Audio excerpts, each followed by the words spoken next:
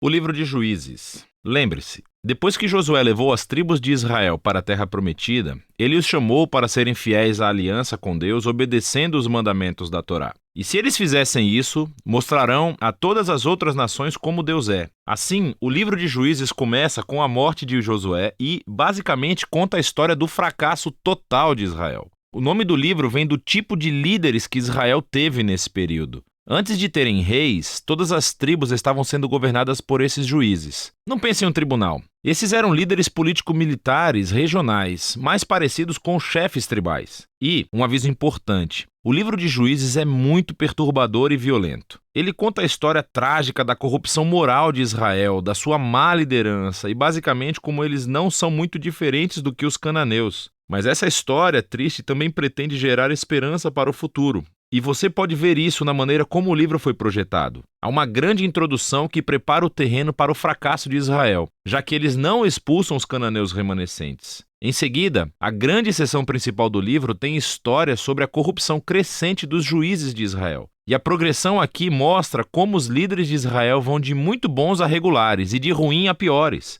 A seção final é realmente perturbadora e mostra a corrupção do povo de Israel como um todo. Então, vamos nos aprofundar e explorar cada parte um pouco mais. A sessão de abertura começa com as tribos de Israel em seus territórios na Terra Prometida. E quando Josué derrotou algumas das cidades cananeias principais, ainda havia muita terra a ser tomada e muitos cananeus vivendo nessas áreas. E assim, o capítulo 1 apresenta uma longa lista de grupos e cidades cananeias que Israel não conseguiu expulsar da terra. Lembre-se, todo o objetivo de expulsar os cananeus era evitar sua corrupção moral e a sua maneira de adorar os deuses através do sacrifício infantil. Deus havia chamado Israel para ser um povo santo, e isso não acontece. O capítulo 2 descreve como Israel tomou o lado dos cananeus e adotou todas as suas práticas culturais e religiosas. E é bem aqui que a história para. Durante quase um capítulo inteiro, o narrador nos dá uma visão geral de tudo o que está prestes a acontecer no resto do livro. Essa parte da história de Israel, diz o narrador, foi uma série de ciclos se movendo como uma espiral para baixo. Assim, Israel tornava-se como os cananeus e assim pecariam contra Deus. Deus permitiria que eles fossem conquistados e oprimidos pelos cananeus.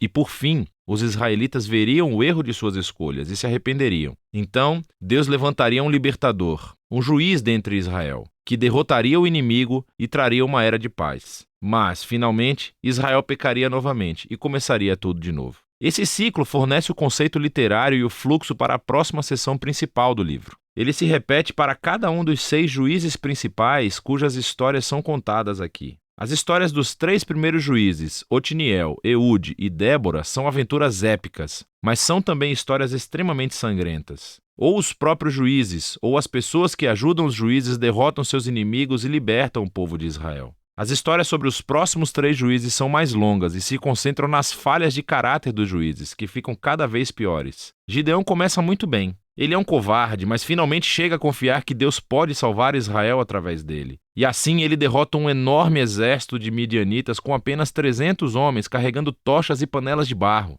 Mas Gideão tem um temperamento desagradável e mata um bando de companheiros israelitas por não ajudá-lo em sua batalha. E tudo começa a piorar. Ele fabrica um ídolo com o ouro que ganhou das suas batalhas, e depois que morre, todo Israel adora o ídolo como um deus, e o ciclo começa novamente. O próximo juiz principal é Jefté, que é uma espécie de bandido mafioso que vive nas colinas. E quando as coisas ficam realmente ruins para Israel, os anciãos vêm até ele implorando pela sua ajuda. E Jefté foi um líder muito eficaz, ele ganhou muitas batalhas contra os amonitas. Mas ele era tão pouco familiarizado com o Deus de Israel que o trata como um deus cananeu e promete sacrificar a sua filha se vencer a batalha. Essa história trágica mostra o quanto Israel caiu. Eles não conhecem mais o caráter do seu próprio Deus, o que leva ao assassinato e à falsa adoração. O último juiz, Sansão, é de longe o pior. Sua vida começa cheia de promessas, mas ele não tem consideração pelo Deus de Israel. Ele era promíscuo, violento e arrogante. Ele obteve vitórias brutalmente estratégicas sobre os filisteus, mas apenas à custa da sua própria integridade.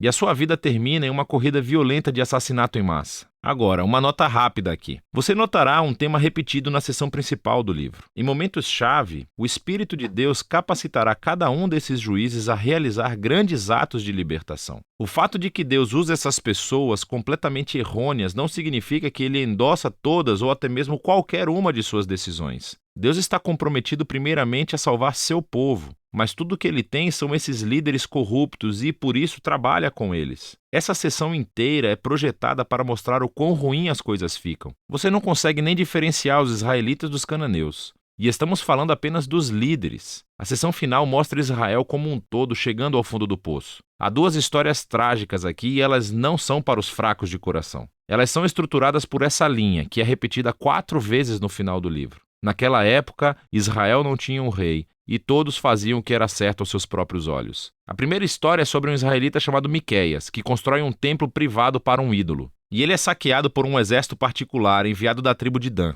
Então eles vêm e roubam tudo. E eles queimam a cidade pacífica de Laís e assassinam todos os seus habitantes. É uma história horripilante. Quando Israel se esquece do seu Deus, o poder e a força consertam as coisas. A história final do livro é ainda pior. É uma história chocante de abuso sexual e violência que leva à primeira guerra civil de Israel. É muito perturbador e esse é o objetivo. Essas histórias servem como um aviso. A queda de Israel até a autodestruição é o resultado de se afastar do Deus que os ama e que os salvou da escravidão do Egito. E agora Israel precisa ser libertado de si mesmo. O único vislumbre de esperança nessa história é encontrado nessa linha repetida na última parte do livro. Na verdade, forma a última frase da história: Israel não tem rei. E assim, o palco está montado para que os seguintes livros contem as origens da família do rei Davi, o livro de Ruth e também as origens do próprio reinado de Israel, o livro de 1 Samuel. Mas a história dos juízes tem valor como uma tragédia. É uma explicação séria da condição humana e, eventualmente, mostra a necessidade da graça de Deus para enviar um rei que resgatará o seu povo.